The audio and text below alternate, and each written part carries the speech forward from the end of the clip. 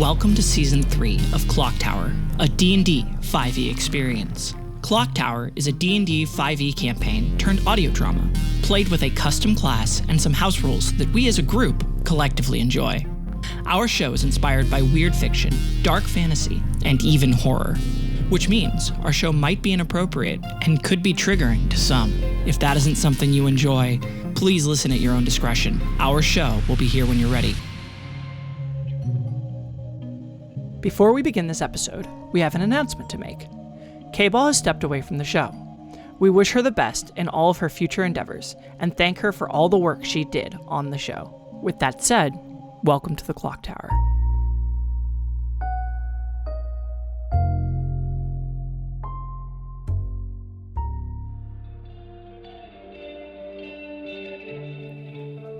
It feels like it's over, faster than you expected.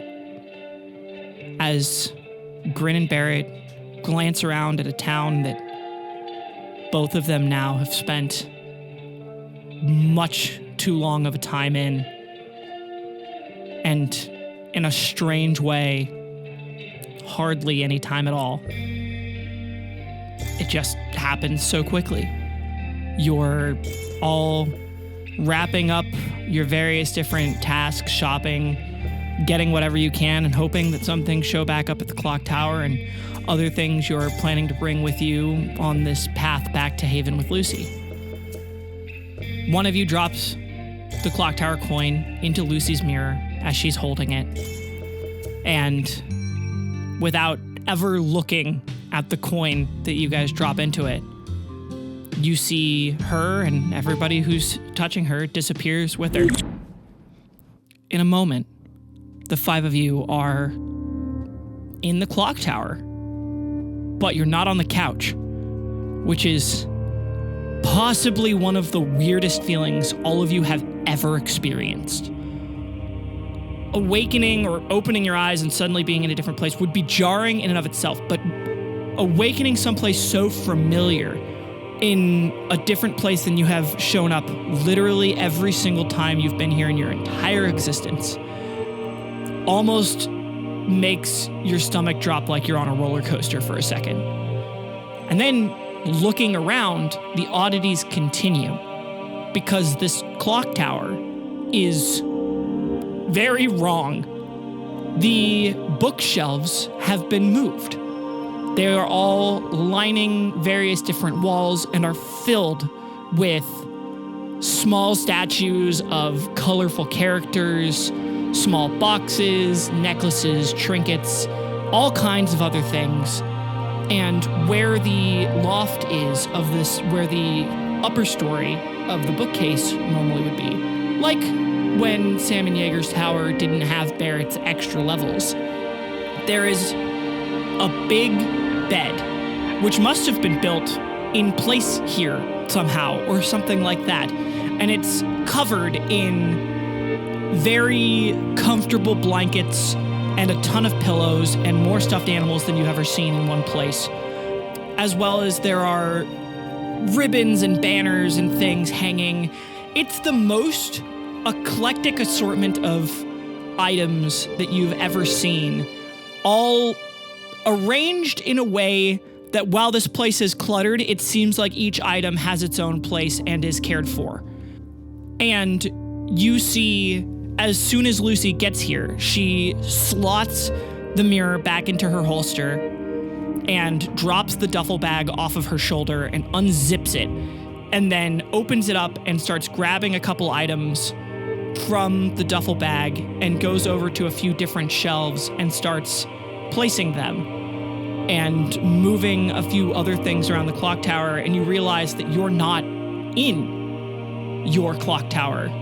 You're in Lucy's clock tower. This is her room. This is where she keeps all of her things.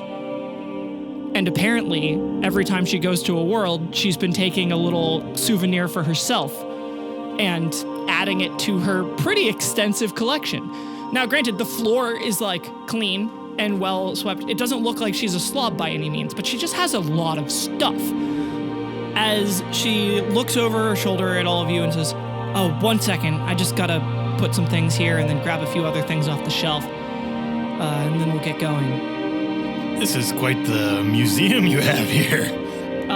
She looks back at Barrett and goes, it's not a museum. Museums are for dusty things that nobody cares about anymore. And I care about all of these things. I put my hands up in surrender, like, yeah, looks great. I mean, to be fair, it all looks very well taken care of.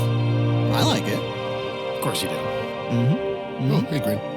Wait, I've got you here. You know? Yeah. I'm still kind of parsing everything together. Is this normal now for you, all of you? Kind of, yeah. Oh. This is what, third you've seen so far? I've seen 2. Other people's clock towers? Yeah. Oh, I mean, I guess technically. Because we had ours, and then we had Barrett's, and then all of a sudden, and then this one is the third. So it's technically 3. Huh. Okay, so Sam's doing that thing where, if you're in someone's space, but you're not really comfortable there, so you're kind of like trying to make yourself as small as possible and not really touch anything. Hands in your pockets. Yeah. I mean, I guess I probably should ask. Hi, Lucy. So, can you do this because of who you are, or is this just something I have to do with the clock tower to make this happen normally? Because we've been trying this for a while to get like other furniture in here. Would let me take my beef jerky. She leans. She's managed to go up on the upper story, and she leans over the railing and goes, "What?" We've been trying to get furniture into our clock towers for a while now, and some other stuff like that. But for some reason, we can get some kind of weird things with books, but nothing tangible like what you have. She probably built that bed with the bookcases or something. I brought all of this in here using the mirror. Oh. See, that just... Shit. We really just circumvented the whole system then. She looks away, almost as if she's embarrassed or ashamed about that statement, and goes, Yeah, we really have. Honestly, fair. Nicely done. She looks like she thinks about that for a second, and then Is she privilege checking herself? she grabs a lamp off of her bedside table and comes back down to the duffel bag. She wraps it up in a blanket and then shoves it in the duffel bag and then zips it up, slinging the duffel bag back over her shoulder, looking at everybody as if to check if you guys are ready to keep going. Question. We have Skeleton King's fire in our place. Could we get one of your torches too, or is that allowed, or is that not? Lucy looks at you guys all, and you guys notice that Trinket seems lost in thought and isn't saying much, but Lucy looks at Lamp, but then kind of shrugs, yeah, why not? And looks at Jaeger and holds out, she seems like she puts her hand to her chest as if she's really focusing on something, or maybe focusing on her own heartbeat. And then she slowly pulls her hand away from her chest and holds it out to you. And you see this little ember sort of go thump thump. And then it blossoms into a slightly bigger blue fire that looks the same blue that you've seen associated with the owl so many times, but not at all that pale, almost greenish blue that the bad light was. This is the light, the guiding light of the owl. And hers seems to it looks kind of like a fire, but it almost looks more like flower petals that move as opposed to an aggressive flame. Now, I know commonly it doesn't cost a candle anything to light another one with itself, but is that the case here? Lucy says, from what I've understood about my own power, this light is the guiding light that can help show you the way through the darkness that separates the clock tower from Haven. But it's also very powerful magic of change, devoid of intention or agency. In your hands, it could do terrible things. In my hands, all it can do is this. And it flickers a little bit. And she holds it out to you. And she says, I'm giving this to you. Don't misuse it. Jaeger will step forward and put out his hands very gently and almost cradle it like it's a baby bird in his hands. And then he kind of looks at it and goes, "Thank you." to the corner of the acre, just at the edge of the vision. Sam is nodding slowly, emphatically. The nature of my question is more of, are you giving yourself away, or is this more like spreading? I wish I could answer that more concretely, but I think the best I can explain it is that I'm trusting you. Thank you. We just hope not to take away from you if we can help it. Oh, no. And she does the same small routine of closing her eyes, focusing, and pulling out another fire. And then when she has that one in her hand, she plucks a few of the petals off and then has another one in her hand. And then she combines them and they get really big for a second and then they get smaller and she goes and blows them away and they're gone. So Barrett looks relieved and shrugs off. Oh, great. This is so much better than the war. Okay, I feel way better now. I was very worried about this. And he's still cradling this flame in his hands like it's a baby, but he's okay. Good. Lucy looks at you and says, "You can blow it out if you want. No. It'll be in your tower when you're there." He goes, no. He holds it to his chest like how dare you, Lucy smiles as if you're being kind of silly about a thing that's very mundane to her, and then goes, "All right." And she hefts the bag over her shoulder again and goes, "You guys ready?" So is this a stay close kind of thing? What do we need to do? Yeah. Okay. Oh, this is your first time. Oh, this is my first time for a lot of this. Right. Sam? Yeah, Sam. Yes, Sam. Hi, again. Will we have to go down the weird tower, or is it just through the woods again? the tree. Oh, I have a ladder. Okay, good. That makes us way easier. But yeah, just stay close. Before it was a whole thing. Yeah. Just don't jump, Barrett. Yeah. I've learned my lesson. Thank you. So you guys are ready then? Yeah. Yeah? Yep, all good here. Okay. Take one last lasting glance of everything in here. Nothing particularly stands out here. Is there anything that's obviously a pedestal worthy, or is everything pretty much? You don't notice anything pedestal worthy because almost everything is, and so Right. nothing really seems Is something on a grander higher than other pedestal? ones. But what you do see is you see a small child's drawing of a small blue-haired figure holding hands with two larger figures, and one of them has a pretty obvious cowboy hat. I'll give that a smirk. You also see next to that there are little white tick marks on the side of the tower going up in a line, and they stop at what seems to be Lucy's current height.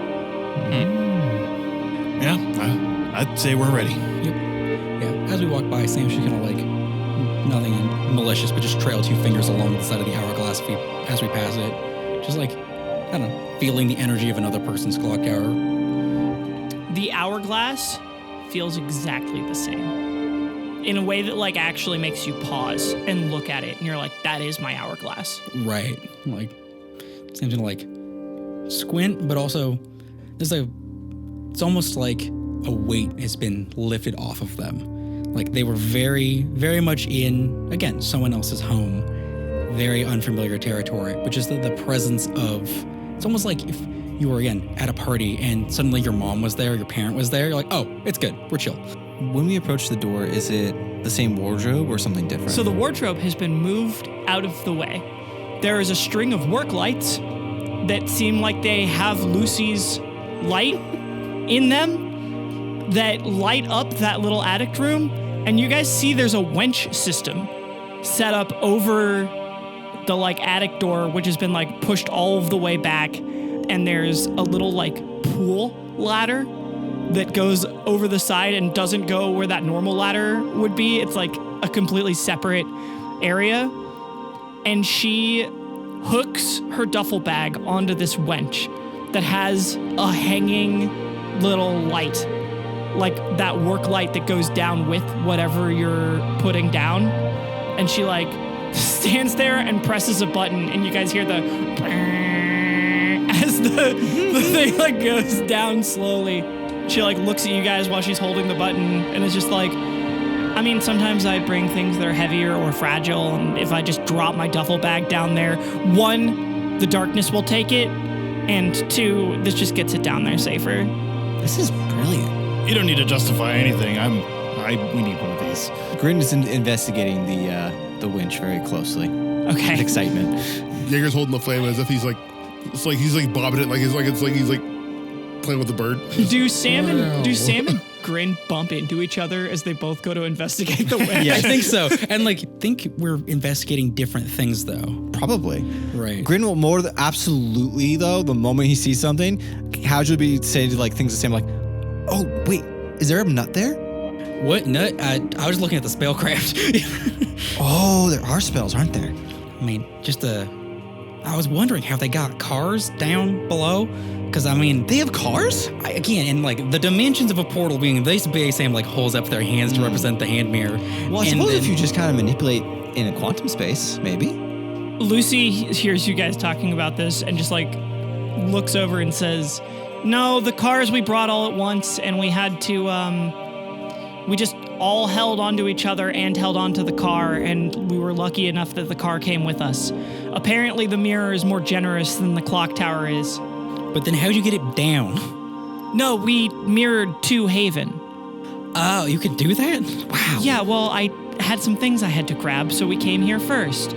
Okay, that makes way more sense. This is incredibly enlightening.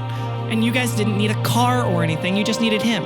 So she gestures at Grin. Grin waves. It seems that Barrett has completely tuned out all audio input and is just staring at the ladder. And he's just looks very pleased, just yeah, all right, I'm in good hands. Lucy presses the other button and you see the wench come to a stop as she goes, "All right, there should be a landing now that you won't get yoinked by the darkness, so let's go." And she gestures for all of you to go first. Grin will go first. I'll go first. Grin and Barrett bump into each other. Oh, after you. Thanks. Sam will wait for Jaeger, but also because Jaeger has the little light in Jaeger's hand. Well, Jaeger goes down the ladder with one hand out. Lucy's the last one to go down, and when you get down, you see, as soon as you step off the ladder and the last person steps off the ladder is just gone. You don't see any remnants of it. There's no way to climb back up it. It's there as soon as as you're on it, and as soon as you let go of it and stop looking, it's just gone. And then Lucy's bag seems like a rope that just comes out of nowhere with the winch hook on it and the little work light next to it. And she pulls the duffel bag off of the thing and blows out the work light. And then when you guys turn away, the winch is gone too. Oh, wow. Currently, you're all standing in Jaeger's light and lamp. I'm just happy I didn't have to make an ability check. Honestly, I'm actually impressed with how well this has been going so far. So I was gonna say, it's a very efficient system.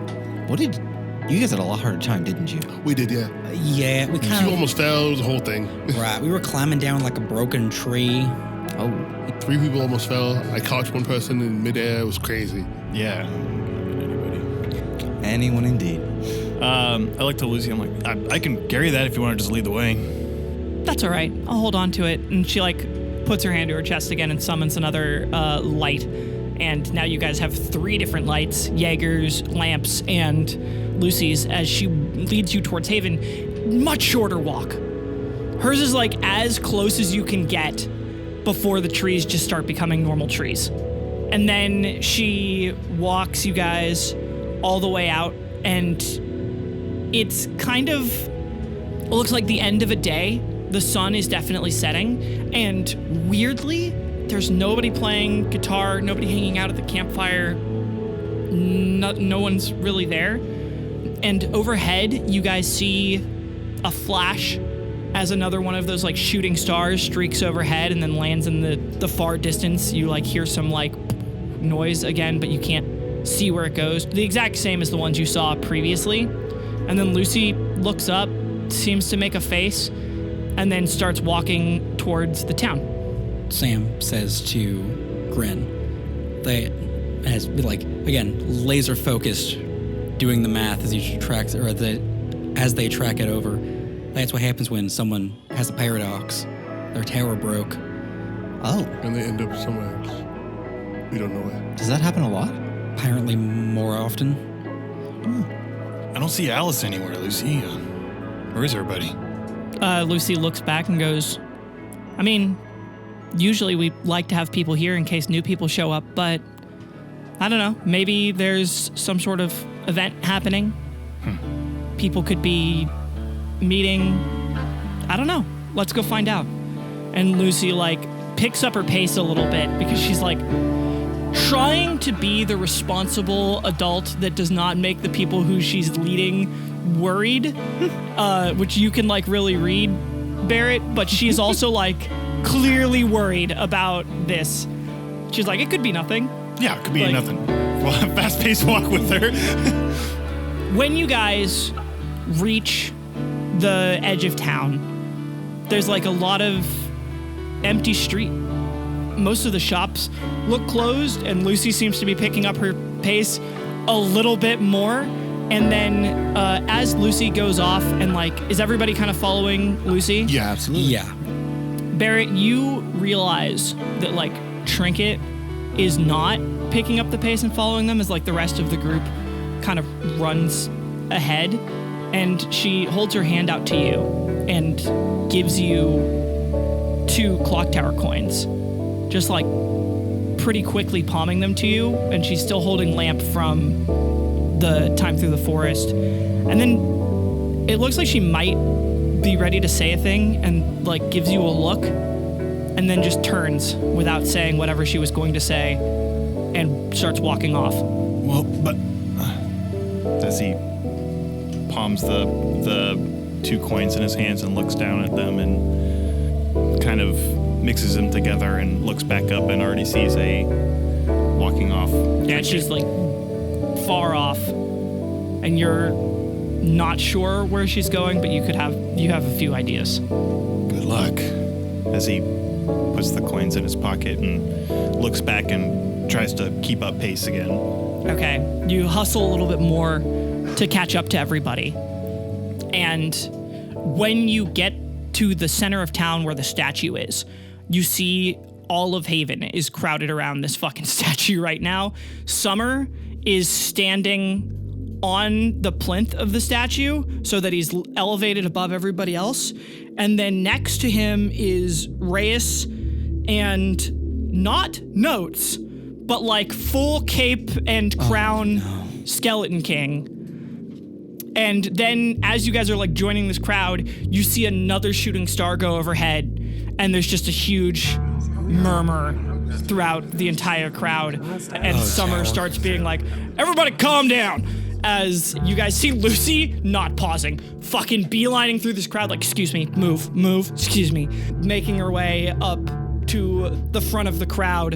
And you start hearing a bunch of people, like, all kind of murmuring, and it doesn't take long to figure out what the problem is. Those shooting stars used to happen almost never.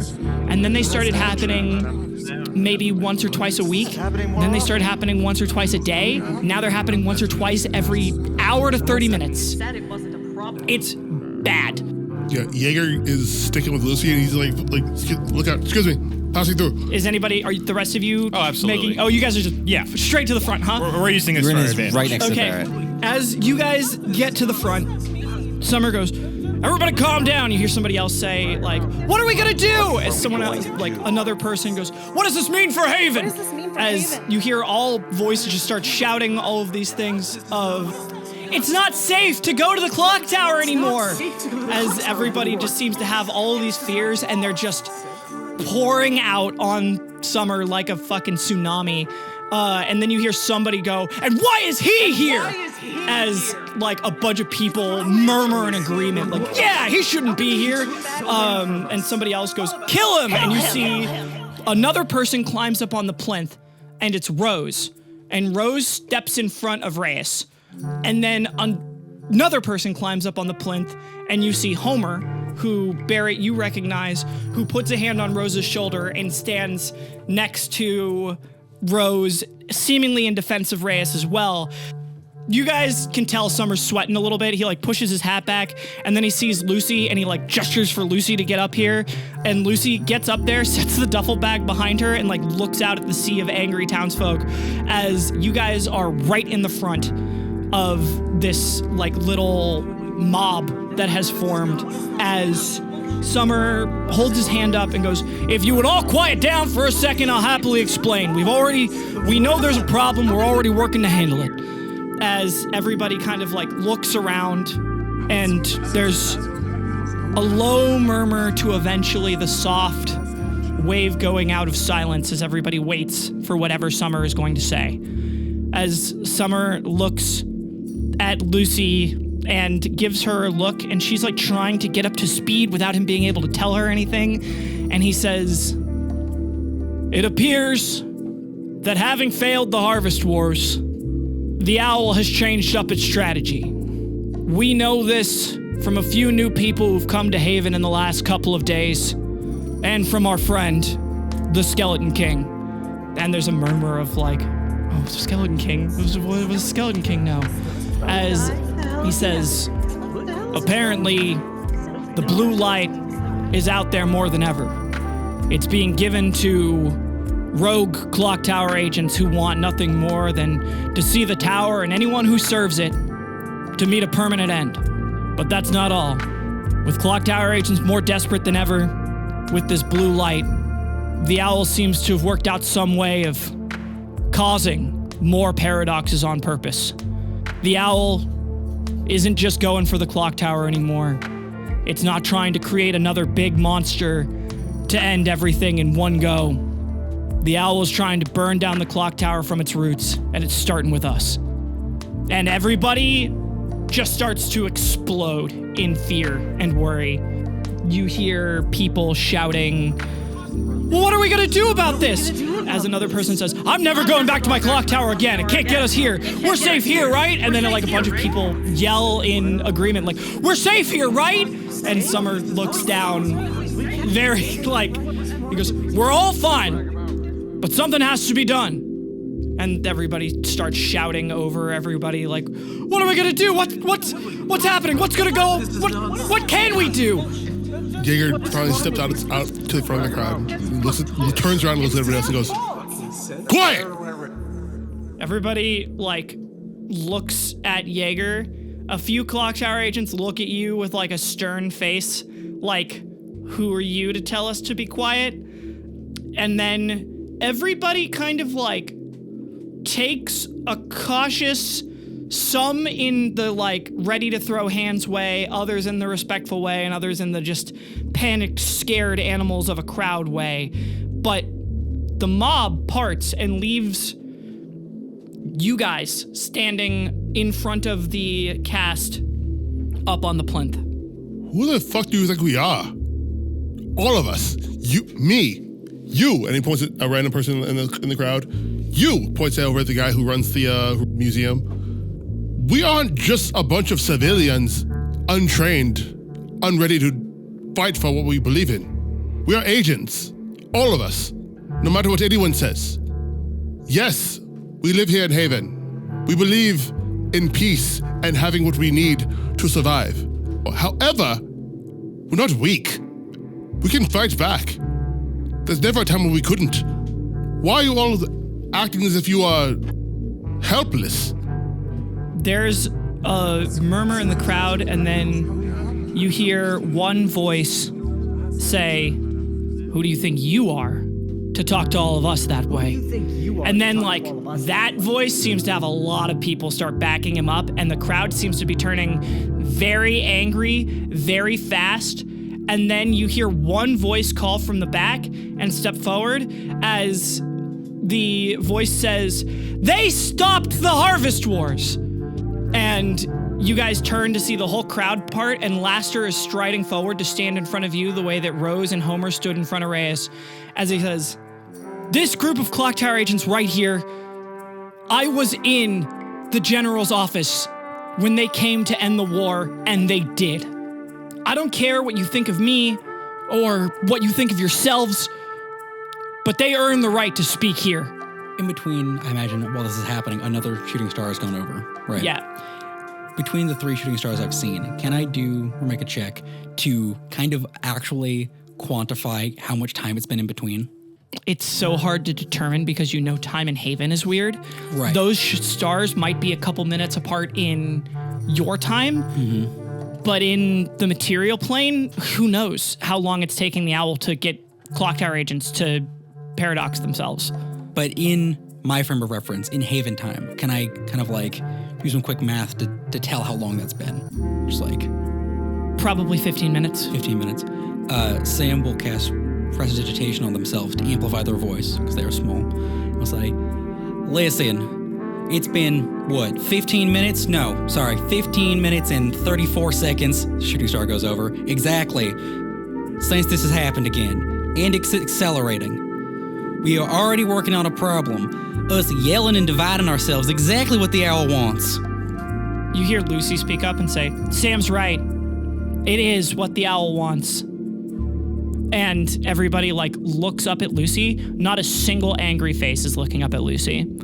And Summer looks over and goes, there's a plan. We're going to send a few people, whoever is willing, across the river. It'll be a very long journey, and most likely the people who go on this journey will never return. But it's our best shot of going and finding the owl where it really lives. The only place where it really is. And Lucy looks over at Summer in just so much confusion because you guys know this was her plan. The one Summer said we're not doing. And immediately the crowd starts to talk up again, but it's less unified. People are less willing now to jump forward and scream.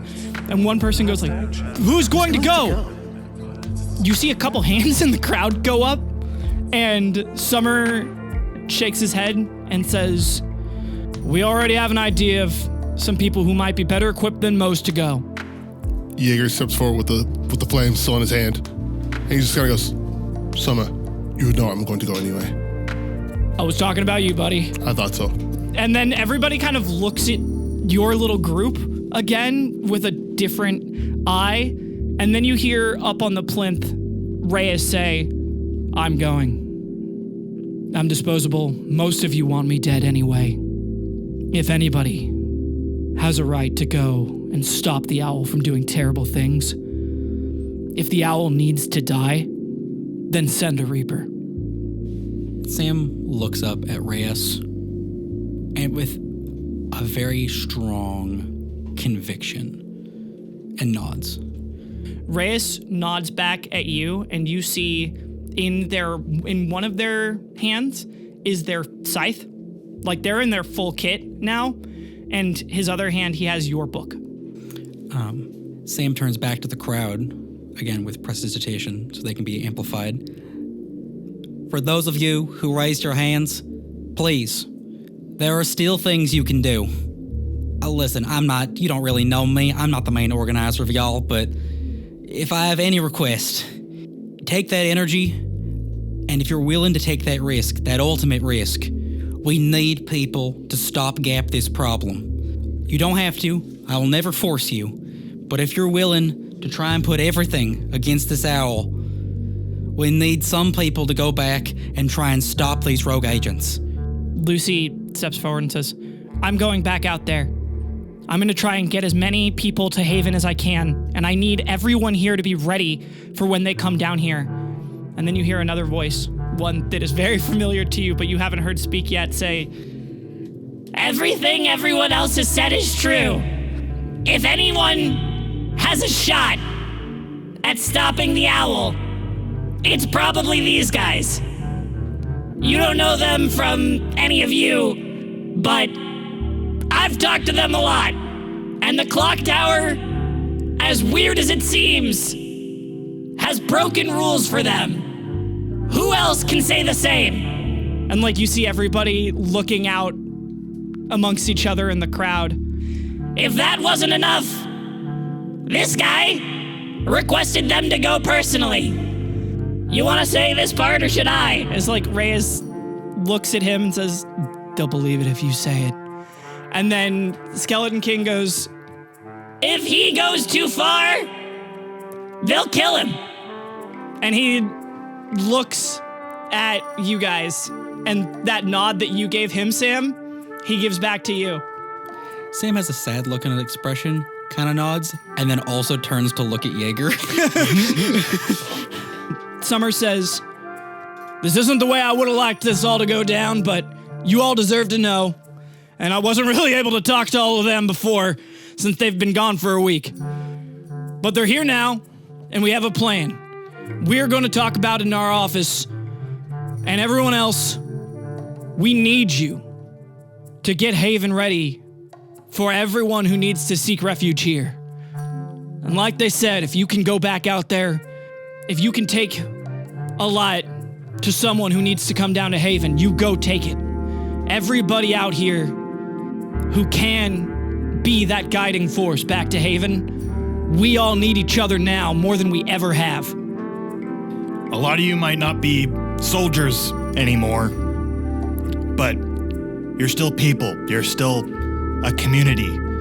So, just because you've put up your swords and stowed away your armor, doesn't mean you can't prep your ice cream scoops and gas up your trucks, because we got a lot of pamphlets that we gotta pass out.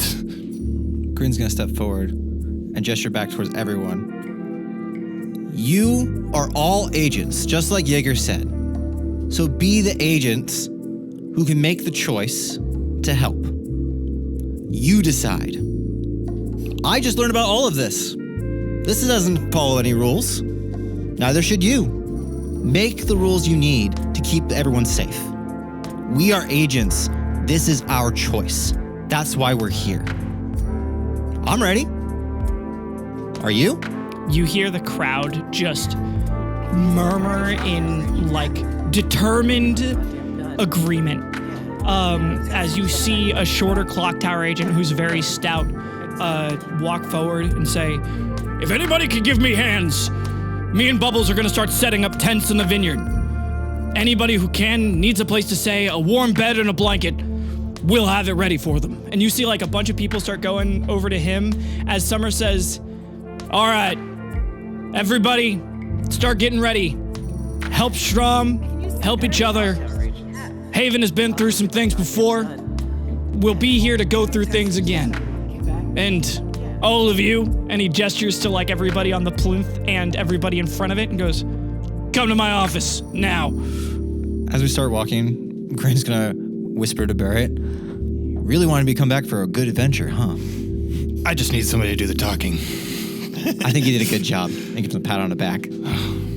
Laster like jogs to catch up to you, Barrett, and then when you like turn to look at him, he salutes you. And then like waits for you to salute him down. Grin salutes back. I'll salute back too. At ease. We don't need to do that anymore, you know. He says, "The general and chief aren't here, so that means you're in charge." All right, well then you can quit that shit. I think technically you'd be in charge, Laster, not us. No. And Grin chuckles. He says, I defer command." Well, I defer command. You know what? It's nice to see you again. He smiles at Grin and goes, "It's nice to see you too." And he like looks like he wants to give you a hug, but is keeping decorum. Grin opens his arms. Laster like gives you a big hug and then like just softly says to you, Grin, "I'm sorry." It's okay. I learned everything now. You did the right thing. He nods at you and then looks like Laster's coming to this fucking council meeting. Hell yeah, dude. Let's go. As Lucy Reyes, Homer, Rose, Skeleton King, Laster, the four of you, all head to Summer's office. And when you go in there, the girl at the front desk just kind of nods at all of you, doesn't do her bit of like making people sign in or anything, doesn't even bring it up, as she just like holds her books to her chest and looks as scared as everybody else and watches the people who might be able to save everybody go up the stairs. And when Summer gets into his office and Lucy is the last one in and she closes the door behind him, he turns and goes, "Please tell me everybody else has a plan. Because like I have I have vague ideas of a plan. And Lucy goes, I have a plan. And he goes, I know your plan. And he like points at Lucy. Well, I don't. He looks at Grin and he says, you must be Grin. You're the one that they went to go get. I see the pocket watch on you. Yeah, this is all new to me, but I think that's the point. Welcome to Haven. I'm sorry this was your first introduction to things. I'm Summer Gray. I'm the mayor here. For those who don't know, Lucy, do you want to say your plan? Or do you want me to tell it? And Lucy like thinks about it and goes, your choice. And he goes, why don't you tell it? I'm gonna have a drink. And then he like gets a bottle out from underneath his desk and just starts filling a glass jar up with what appears to be a Sweet Dreams whiskey from a long time ago. And you guys see Lucy step forward and say, I'm not sure where the owl is, but I have ideas. It has tormented me so many nights that while it was coming into my head to whisper how much of a disappointment I am, I decided to take a look the other way. I think that there is a path across the river that if one follows it to the end, will lead to the owl. And I think there is someone who knows more on the other side of the river. There's another aspect down there. I don't know who they are. It's not like we've been able to speak, but sometimes I feel them and I'm sure that they feel me up here. Sam looks to Jaeger. I think I know who it is. Lucy looks at Jaeger and says, you know? Oh, wait. No, you mentioned something about this. Yeah. Okay, so you might know who's down there. We don't know if you do, but if you do, that might help a lot. And it confirms that if anybody's going, it should be you. As Rhys looks at the group and says, I am going. No, feel free. The people of this town need someone to go help them and go on this dangerous journey. It's finally something I can do. I must agree this is much better off than sitting in a cell. Exactly. And he tosses Sam's book back to Sam and says, I have some ideas I'd like to talk to you about later, but I think that if we get down to the owl, we can use a few things, and I think I could kill it. Sam catches the book and kind of nods. I have some working theories too. Lucy looks down and says, if killing it is how it has to happen, then do it. Don't think about me. Don't think about all the other aspects. If I have to trade my life so that the owl stops hurting people, done. Do it. But if there's another way, if you're right, Sam, then I can't wait to hear the story when you come back. Well, we won't know till we know, but I'm sure you will when we do. Summer looks around the room and goes, aren't we missing someone? Yeah. Are we? Let's drink it. Where is Trinket? Trinket has a mission of their own that they have to deal with right now, and they didn't really feel like saying goodbye. So they handed me off their coins, and I don't think they'll be around to help us this time. Sam, changes some calculations in their head and looks at the light that Jaeger is still holding. Yeah, you're just kind of looking at the little flame that is in his hand, and he goes, It can still work. Is Skeleton King here? Yeah. And I also nudge a look over to Skeleton King too, and I'm sure we have other means now. We don't have to completely rely on Trinket and the lamp. So Skeleton King goes, yeah, I'm glad you guys showed me how to do that we came up with that plan, because I gotta be real, guys. I'm tired. I'm stretched thinner than I've ever been stretched. I'm currently saving 27, 28 people right now, and it's a lot. I think half of Haven is here and alive because of you guys.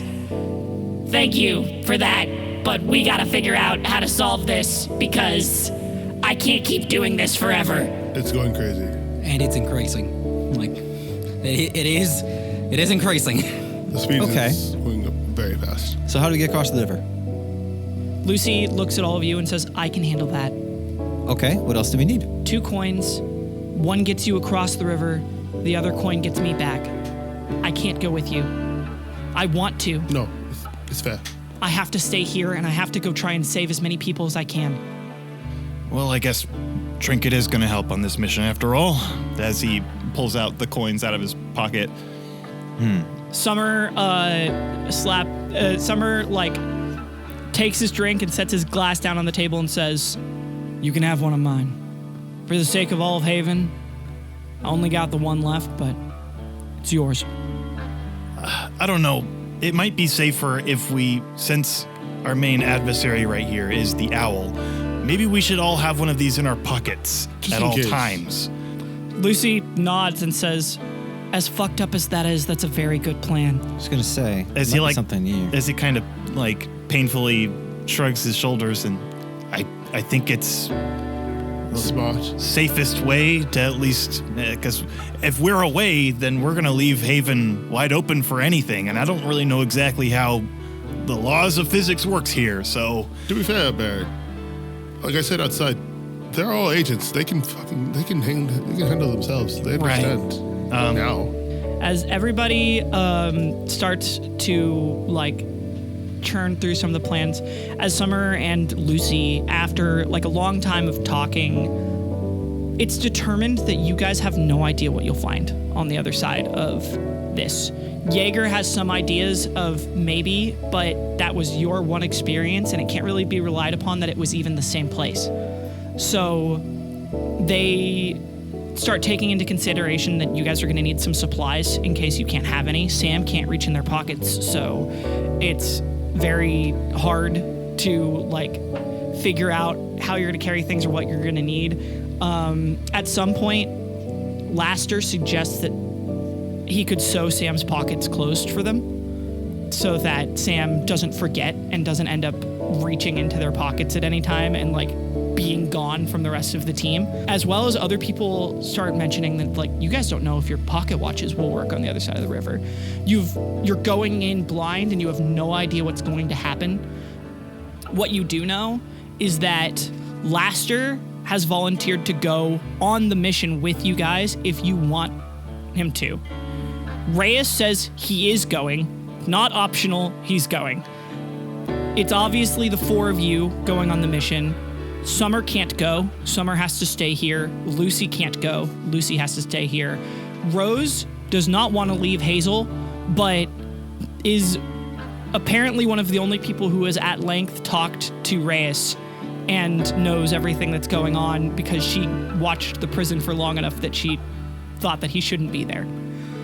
And Homer is just in this council meeting in case somebody needs to die, because he has permission to kill people from Summer. Not that he thinks that Summer couldn't do it himself, but he's here for the security of Haven and for all of you. And it's like going through the like tedious lists of what everybody will need and like what you need to bring and how much you should want to carry and what's even going to be good and what they can get their hands on, because you don't have time really to prepare. You're like being shotgunned to go do whatever that is you need to go do. And you guys are kind of like, fuck, this is a lot. And then Summer seems to see something out of the corner of his eye out the window and like stands up and goes, "What the hell?" And do you guys all go look out the window? Green Like, definitely does. yeah. Crowd. Down the main street of Haven, walking towards the office, not like close enough that you can make out features, you see somebody who is barefoot, but their feet look like they're glowing hot and are leaving like scorch mark trails behind them. They look kind of like Castell, and they're wearing what looks like a burnt out outfit of Castell. Like the edges of the outfit are all like fringed and are smoldering like embers, but they look like it is too big on them. Like they're way thinner and way more slender, and they look way too feminine to be Castell. And as you're looking, that like person looks up, and you guys see that their eyes look like the fire of Ulm, and their hair also is just like almost wisping flame, and you have no idea who or what that is.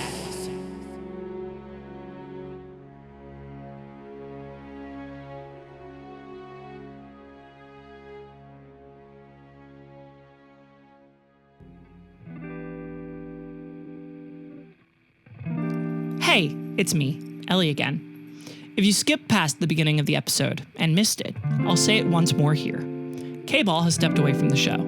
We wish her all the best in all future endeavors and would like to say thank you for all the work she did on the show prior. While on the topic of announcements, I know Season 3 just started, but we will be taking our annual hiatus soon while the entire cast attends the event Wasteland Weekend in September. Unfortunately, it requires a lot of work on our end, so we don't have a lot of time to work on the episode while that's going. More updates on that in the next episode. Now, on to cast credits.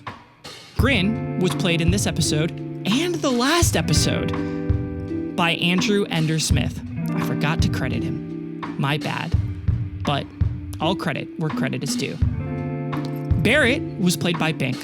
Sam was played by Cal. Jaeger was played by Trent, and I, Ellinthris, was your DM. And I have a really big special thank you to the Discord call that provided the voices of Haven's mob. Thanks, guys! You're welcome. I'm sorry, I was too early.